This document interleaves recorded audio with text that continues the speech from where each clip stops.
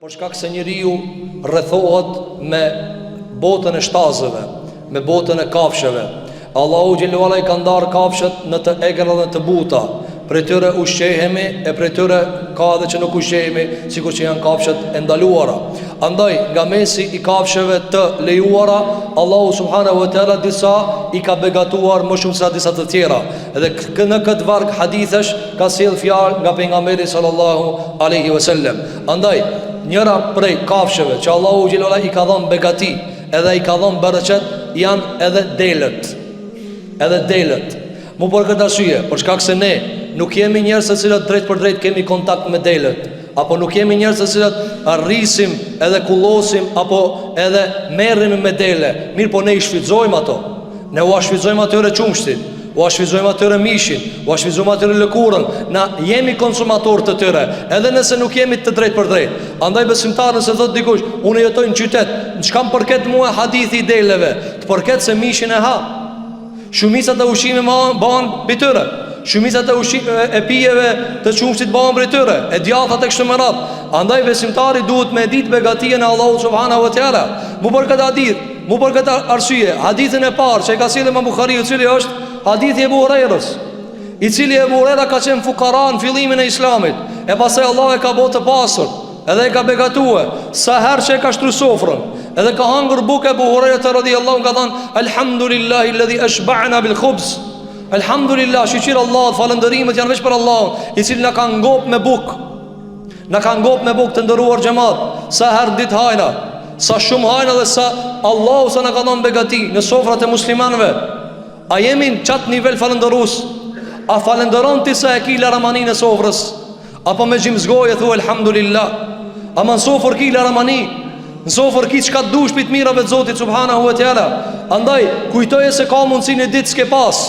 E nëse ke pas ti s'ka pas babajot, e ose ndikush familje ka pas mundësi më kanë fukara. Çka tha Abu Huraira? Alhamdulillah o Zot se jam kanë fukara I madh, pa Allah ma ka mundësu më ngop me buk. Andaj nëse nuk merresh drejt për drejt me një botë të kafshëve, mos harro se ti je konsumatori atyne. Andaj thuaj alhamdulillah. E pastaj ka thënë një varg hadithe të tjera për ta zbuluar dhe për ta zbërthit çka I bie bereqet. Muslimanit të nderuar xhamat, nuk duhet ta kërkon veç pasurinë, por duhet ta kërkon bereqetin. Andaj ka thënë hadithin ku pejgamberi alayhis salam I ka thënë njëra prej sahabeshave, ka thënë ittakhidhi ghanaman, merr ruj edhe kujdesu për dele, se Allahu në to ka dhënë bereqet. Allahu xhelal në to ka dhënë bereqet. Dhe prej bereqetave të tyre cila është se Allahu xhelal ka legjitimuar therrën e kurbanit me to. Kur pren kurban për Bajram e pren me to. Kur pren kurban në hax pren me to. Kur pren kurban se të ka lindë vlat therr me to. Shikoj që të këtë begati Allahu xhelal ka dhënë. Kur ha mish han me prej tyre. Kur merr çumsh merr prej tyre. Kur merr lëkur merr prej tyre. Kur ndërtojnë njerëzit gjëra prej leshrave të ndryshme dhe të pikave të ndryshme I marrin prej tyre. Këtë këto e ka vendos Allahu subhanahu wa taala tek delja. Andaj çka I tha mësa, merr delet, ruaj delet, se Allahu jep bereqet. Pastaj ka sjellë një hadith tjetër nga pejgamberi sallallahu alaihi wasallam, se një ditë për ditëve para pejgamberit alayhi salatu wassalam, sikur që transmeton Abedet ibn Hazm, thot ishin në pranit pejgamberit alayhi salatu wassalam disa njerëz të cilët kishin deve e disa kishin dele. Dhe fillun me bo muhabet, e muhabeti shkoj në krenari. Edhe than banort ata shka kishin deve, tha na jena matë mirë, se na kena deve. Sikur që ndodhe sot për mesin e muslimanëve, kur ishtin kera, thot po leve qëfar keri paske, kisan kerë mas pare. E shtijen me gjërat të ndryshme, apo telefona, apo shpija, apo grehina, apo pallat, apo shka do kohë. Fillun kone e pejgamberit sallallahu alaihi wasallam, s'kan bos kera, mushtime kera. Kan thonë këto çka kanë bos deve, se janë matë mdoja, ka thonë po levet ju mirëni me dele. Dhe kanë ndërhyjnë mes pejgamberit alayhis salam. Edhe e kanë nda meselën. Ka thënë bu'itha Musa alayhis salam wa huwa ra'il ghanam. Ka thënë ata ndajna, a e ndajmë me shpallje. Kush është më mirë? A këto që kanë deve, a këto që kanë dele? Ka thënë Allahu e ka dërguar Musën pejgamber duke u kanë kujdestar I deleve. Allahu e ka dërguar Davudin alayhis salatu wassalam pejgamber duke u kanë kujdestar I deleve. Dhe Allahu më ka dërguar mua pejgamber e unë I kumrujt delet për familjarët e minë në Mekke, në Egjiat. E ka prej meselën pejgamberi alayhi salatu wassalam. Në mesin e krenarive, a Delja ka thonë Delja.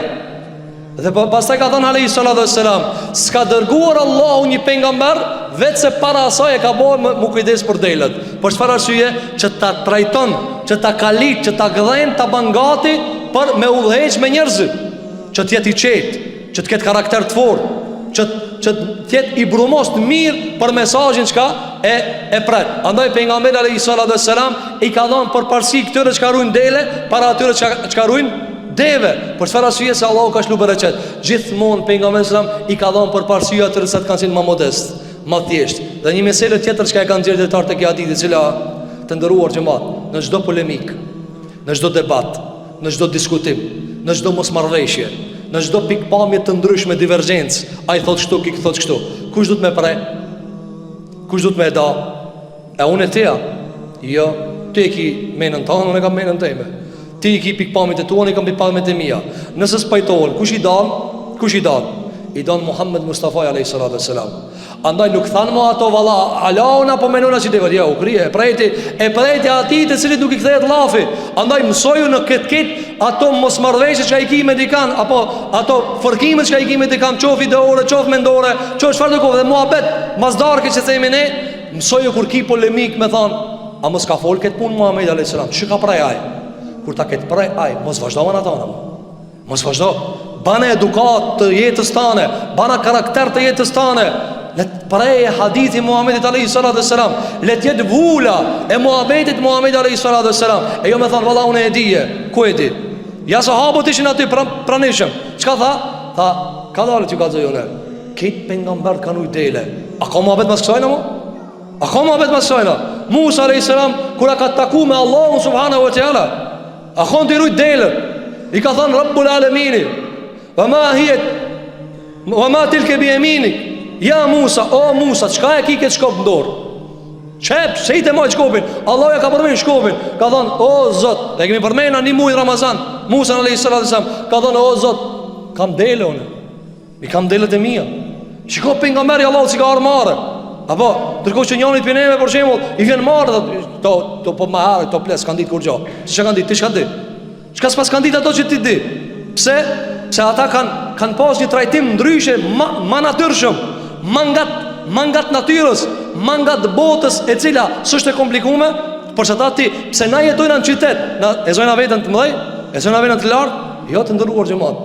Të Allahu subhanahu wa ta'ala lartësia nuk merët a jeton në qytet, a jeton në fshat, a jeton në bedu, në shkretin, po merët me takvallok të Allahu subhanahu wa ta'ala.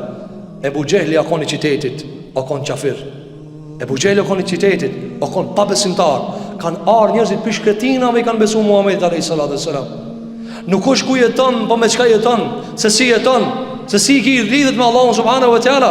Ata da pejgamberi alayhi salatu wassalam në hadith se krenaria dhe lartësia është e banorët e deveve dhe banorët e kuajve dhe përdoruesit e tyre, ndërkohë që qetësia është e ata të cilët i ruajnë delet. Dhe tjetra të ndëruar xhamat është hadithi i Abbasit. A e ka krahasu qenin me delën. Allahu jep bereqet delës ka si jep, as afër nuk i afrohet qeni. E kjo neve çka na mëson? Të kërkojmë bereqet. Mos kërkojmë veç holla, mos kërkojmë veç numra. Jetojmë në kohën e numrave. Koha bota e numrave. Bota ku digitalizohet gjithçka. Kit me dugme, kit me pulla. Ama ku po jetë shpirti? Ku po jetë shpirti? Ulën 4 veta në tavolinë, asnjëri s'fol me tjetrin rrin në telefon. Edhe na kujtojnë që na tu jetuar. Hi njëri në shtëpi vet si rrihet. Apo, hri, ky në telefon, shoqja vet në telefon, fëmijë në telefon, e thot u kënaqëm. Ç'ka kjo kënaqësia? Ç'ka duket i kënaqësia? Ku njëri mesin e çesaj, këtë komplet. Ku njëri, ku harmonia, ku bereqeti. Andaj të ndëruar xhamat, le ta kërkojmë bereqetin, çka tha Ibn Abbasi, merr në shembullin e deleve dhe qenit. Allahu xhelalu ala qenit ja ka mundsue me i lin 7-8 qen për një herë. Edhe prap qen ka më pak. Kjo është kur ti merr shumë po s'ki bereqet. Edhe delja lind një ka më shumë, edhe pse therrat për tyne. Andaj ti sheni njëri harxhon pasurinë, edhe ka më pak, edhe jesin. Edhe njëri thot, po ku të pan me të beti që ta? Ki merr tjetri më shumë, edhe harxhon ma pak pitutës, se s'ban me harxhutët, se duhet për biznes, mi shti japet parët, edhe apet thot së në mledha kur gjo. Ja, kjo është bereqeti. E lusim Zotin e Madh subhanahu wa taala, që Allah t'u jap bereqet pasurive tona, t'u jap bereqet shtëpiave tona, t'u jap bereqet lidhjeve tona, t'u jap bereqet evladëve tonë. E lusim Allahun subhanahu wa taala, që Allahu ja mos ta bën që të jetojmë vetëm për numra, po të jetojmë për atë që është i kënaqur Allahu subhanahu wa taala.